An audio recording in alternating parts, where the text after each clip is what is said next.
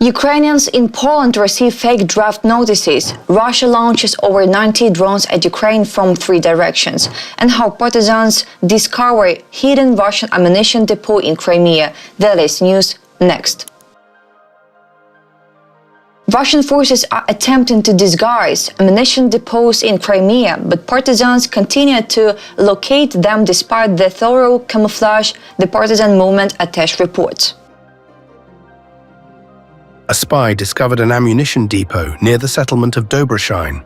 During reconnaissance, he uncovered a camouflaged ammunition depot located on the outskirts of the settlement. According to the partisans, equipment and personnel were moving near the site. The depot itself is surrounded by fortifications, the report adds. Despite the efforts to place the depot in a remote area and camouflage it, partisans were able to find it. Russian forces seized the Ukrainian peninsula in 2014. Currently, there are numerous military facilities in Crimea responsible for supplying Russian troops not only in Crimea, but also at the front in Ukraine. For instance, in early December, partisans uncovered a Russian army deployment at a resort in Crimea. Over the past day, Russians conducted assault operations at the Kharkiv and Kupiansk directions. Some positions of the armed forces of Ukraine were destroyed, according to the Khortytsa operational and strategic group of troops. The Russians stormed Vovchansk in the Kharkiv sector as well as in the areas of Zagryzove, Dvorichna and Kruglякivka in the Kupiansk sector. Some positions of Ukrainian troops were destroyed as a result of fire. Measures are being taken to prevent deterioration of the tactical situation, writes the Khortytsa operational and strategic group of troops. Russia launched 93 drones at Ukraine overnight on January 3rd, with the Ukrainian air defense successfully intercepting about 2/3 of enemy targets, the Air Force of the Armed Forces of Ukraine reports. During the night of January 3rd, the enemy launched 93 strike UAVs of the Shahed type and various other types of decoy drones from the directions of Bryansk, Milerovo, and Oriol. How air defense response? The Russian aerial attack was countered by aviation, anti-aircraft missile units, electronic warfare divisions, and mobile fire groups of the Air Force and Defense Forces of Ukraine. As of 9 a.m., 60 strike UAVs of the Shahed type and other drones were confirmed shot down, Ukrainian's military reported. In particular, air defense units operated in the Poltava, Sumy, Kharkiv, Kyiv, Chernihiv, Cherkasy, Zhytomyr, Donetsk, and Dnipropetrovsk regions. In addition, 26 enemy decoy drones were lost locally due to the Defense Forces' active countermeasures. Consequences of Russia's drone attack on Ukraine. The Russian drone attack resulted in several strikes on private enterprises and residential buildings in the Donetsk and Chernihiv regions. In particular, Russian forces used a drone to hit a residential building in Kramatorsk.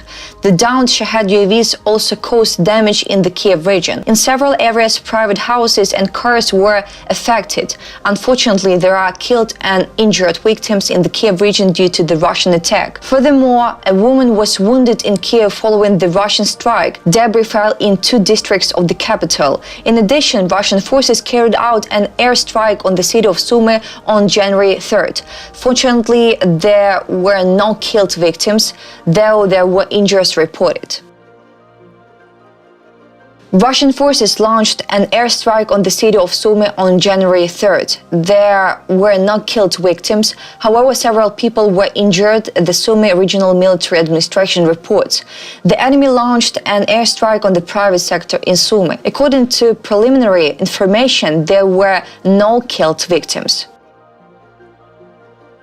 Emergency and rescue operations are underway.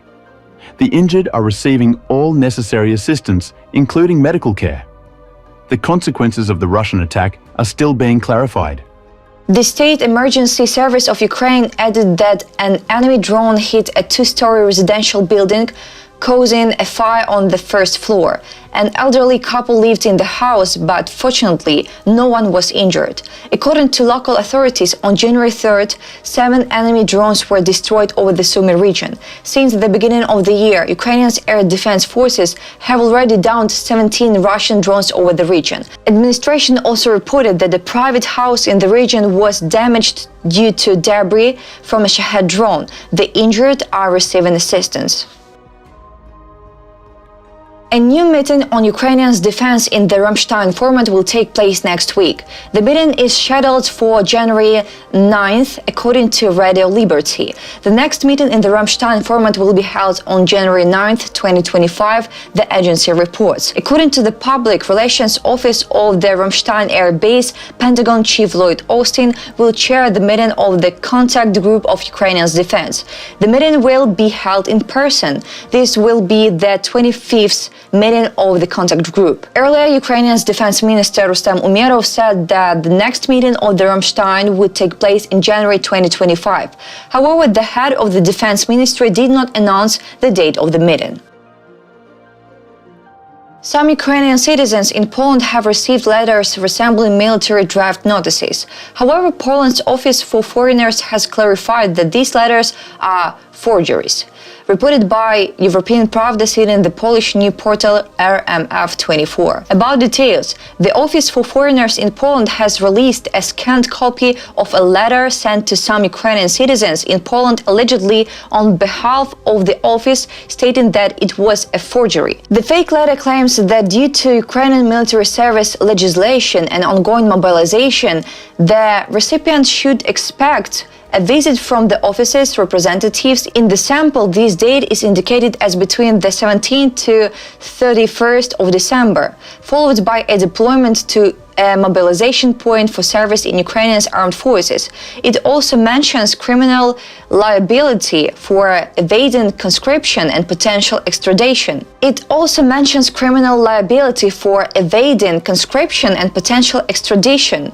The forgery appears to have included the specific name and address of a Ukrainian citizen residing in Poland. Though these details have been redacted in the published copy, the Office for Foreigners has denied any involvement in the distribution of such letters and stated it has no information on who might have organized the fake correspondence. The number of affected cases remains undisclosed.